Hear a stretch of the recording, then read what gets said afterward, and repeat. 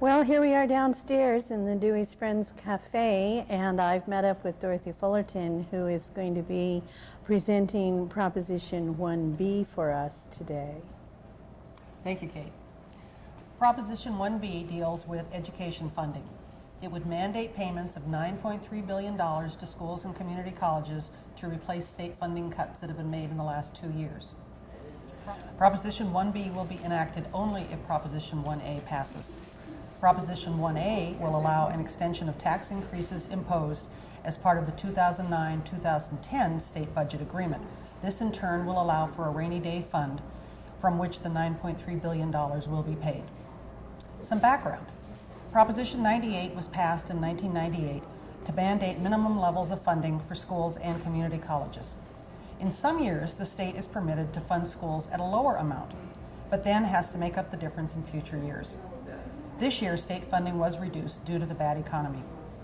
Proposition 1B will change Proposition 98 to require the state to repay schools and community colleges the $9.3 billion in funding cuts. Payments would start in 2011 and continue for 5 to 6 years until completely repaid. The fiscal effect. There are potential state savings of up to several billion dollars in fiscal years 2009-2010 and fiscal year 2010-2011. There are potential state costs of billions of dollars in the following years. Organizations in favor of Proposition 1B include Budget Reform Now, the California Teachers Association, and the California Federation of Teachers. Organizations against Proposition 1B include the California Nurses Association and the American Federation of State, County, and Municipal Employees. This election includes 5 propositions which deal directly with the state budget. Propositions 1A and 1B, which we've just covered, have no immediate impact on the budget. That is, the amount of money the state will have to spend this year. The next 3 propositions, 1C, 1D, and 1E, on the other hand, will put new money into the general fund as soon as possible. Now, I'll give it back to Kate Quick, who will cover Proposition 1C. Thanks, Dorothy. Proposition 1C has to do with the California State Lottery. It's also a constitutional amendment. Let me tell you a little bit about the current situation. The lottery was created in 1984 by a vote of the people.